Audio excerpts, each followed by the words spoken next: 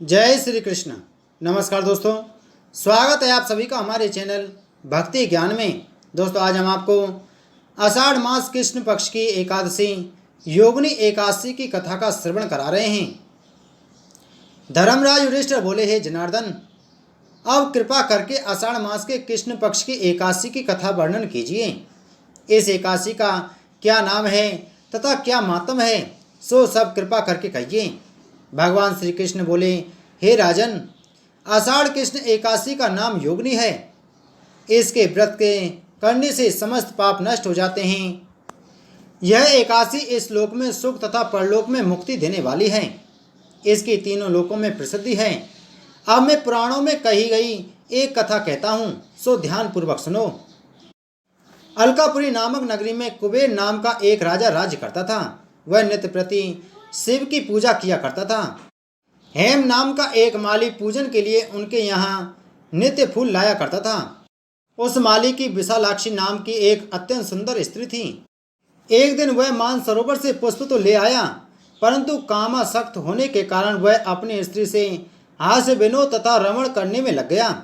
जब दोपहर तक माली पुष्प लेकर राजा के पास नहीं पहुंचा, तब उसने सेवकों को आज्ञा दी कि तुम लोग जाकर हेम माली के न आने का कारण ज्ञात करो, क्योंकि वह अभी तक पुष्प नहीं लाया है। सेवकों ने पता लगाकर राजा को आकर सूचना दी कि महाराज, वह पापी अति कामी है, अपनी स्त्री से हास्य विनोद तथा रमण करने में लगा है। यह सुनकर कुबेर ने क्रोधित होकर माली को बुलाकर लाने की आज्ञा दी। माली भय से कांपता हुआ राजा के सामने उपस्थित हुआ।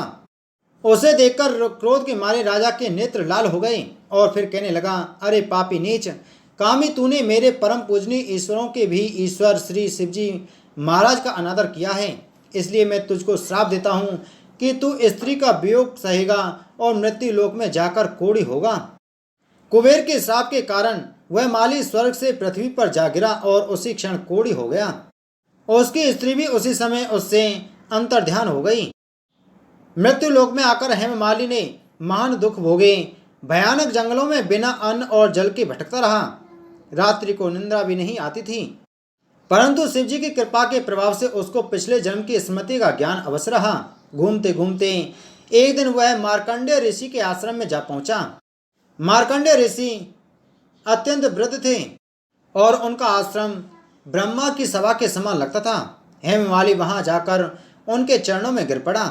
उसको देखकर मार्कंडेय ऋषि बोले कि तूने कौन से ऐसे कर्म किए हैं जिससे तू कोढ़ी हुआ और महान दुख भोग रहा है। इस पर हेममाली बोला, हे मुनि, कुबेर का सेवक हूँ। मैं राजा की पूजा के लिए नित्य प्रति पुष्प लाया करता था।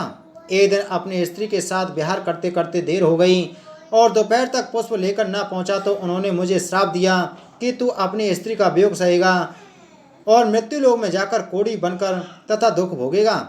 इससे मैं कोढ़ी हो गया हूँ और महान दुख भोग रहा हूँ। अतः आप कोई ऐसा उपाय बतलाइए जिससे मेरी मुक्ति हो। यह सुन मार्कंडेय ऋषि बोले कि तूने मेरे सन्मुख सत्य वचन कहे हैं, इसलिए मैं तेरे उद्धार के लिए एक व्रत बतलाता हूँ। यदि तू आषाढ़ मास के कृष्ण पक्ष की योगिनी नामक एकादशी का विधि पूर्वक व्रत करेगा तो तेरे समस्त पाप नष्ट हो जाएंगे। इस पर हेममाली बहुत प्रसन्न हुआ और मुनि के वचनों की आज्ञानुसार योगिनी एकादशी का विधि पूर्वक व्रत किया, जिसके प्रभाव से वह फिर अपने पुराने रूप में आ गया और अपनी स्त्री के साथ विहार करने लगा। हे राजन, इस योगिनी एकादशी की कथा का फल 88,000 ब्राह्मणों को भोजन कराने के बराबर का है। इस व्रत के प्रभाव से समस्त पाप दूर होकर अंत में स्वर्ग लोक की प्राप्ति होती है। बोलो श्री कृष्णचंद्र महाराज की जय। बोलो एकादशी महात्म की जय।